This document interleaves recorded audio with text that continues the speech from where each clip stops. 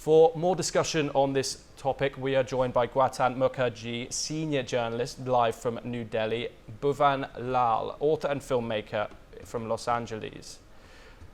Bhuvan, can you describe how have you had to evacuate from your home or office? This is an incredible situation, unbelievable completely. While my family and I are safe here in Los Angeles, the situation is basically out of control.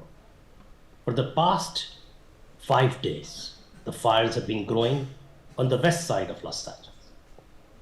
And several of my friends had to evacuate, move lock, stock, and barrel as fast as they could to safer places. We have also moved closer to Disneyland, which is in Anaheim, fairly far away from Los Angeles. So we are safe here. Were you in your home when your office or home caught fire? From many parts of Los Angeles, you can see smoke rising, even fires across hills. And it's like a war zone because there are choppers and air assets deployed by the government right now to contain the fire. The city is shocked. It has never experienced this in its entire history.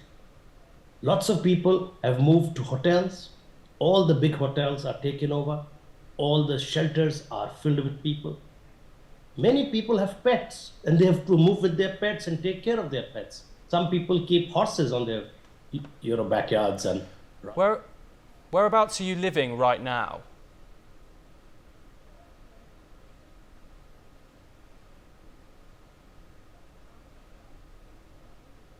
As the fires have moved in the West LA area and they have basically hit the Palisades, and now they are increasingly coming towards 405 freeway, which is near Brentwood, Bel Air.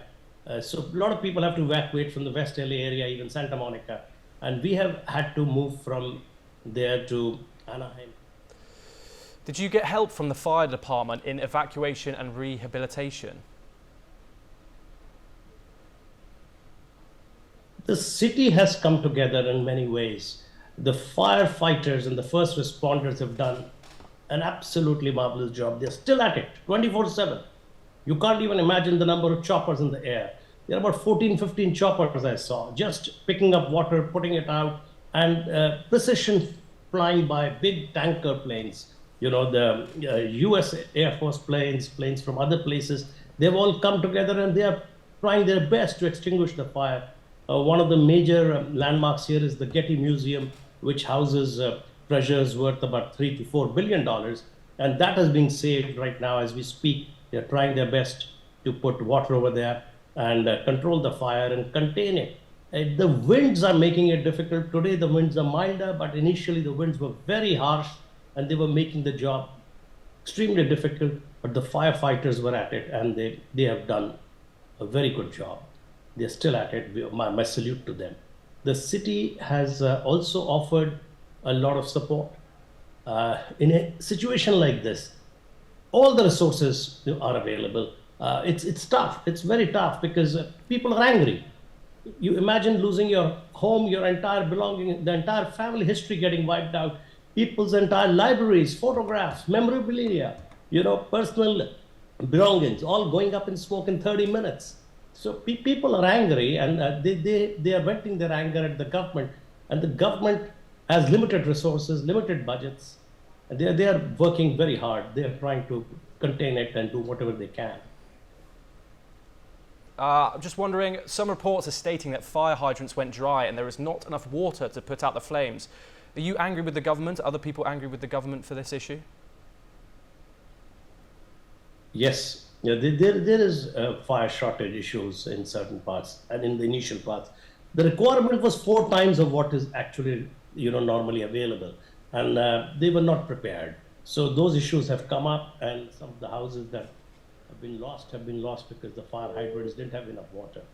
But we would hope other resources from the sea, elsewhere reservoirs, will be put into place to get rid of this problem. And cope with the issue. It's a massive fire, you know. Yeah, it's the size of Manhattan. That's the size of this fire. So it's not always easy to have enough water for such a situation. But there have been, yeah, you know, in future they'll have to plan for better resources for this situation. Well, Los Angeles is among one of the richest parts of the US. Even then, the infrastructure was not adequate to protect its residents from the chaos. Who do you think is to blame?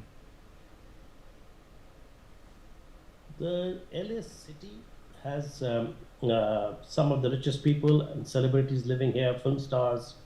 So it's a very prominent place on the world map. It is also going to host the next Olympics. So a lot of people are looking at Los Angeles right now as a place where the next Summer Olympics are going to be held. And a fire like this, it's once in probably many hundreds of years, is a very unusual phenomenon. And it's very easy to blame the government for it. And that's the first call. People go in that direction. But there are other problems that we have to face now. There are climate change issues. There are resources which are not deployed enough for maintenance of such infrastructure that can take care of natural calamities. We have to be better prepared for the future. And natural calamities are global. So, you know, will be a long-term planning for this so that you can take care of such situations in the future. There's a lot of learning here, I would say. I would not like to blame anybody per se, but because the blame game is going on, and it's a waste of time. We have to find a positive way of finding solutions to problems rather than, you know, just scoring brownie points on political issues. How long do you think it will take for you to rebuild? So the city is gearing up to get back and get started all over again. People who have lost their houses are now going to go back and start rebuilding their lives in their homes. I would assume it will take about 6 months at least for this to happen. It's not easy. It's not going to be easy for anyone to go back and start all over again, but it's a process, and there's a lot of emotional baggage and emotional situations to handle, psychological situations to handle, which we'll all have to do together as a community.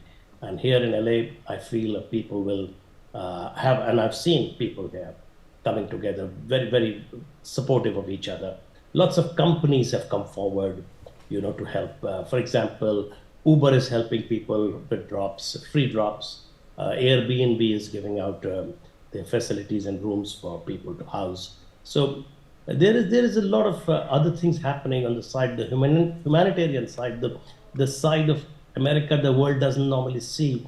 You know, I've seen a young kid standing on the street and just distributing water bottles to firefighters who are coming out of the fire zones.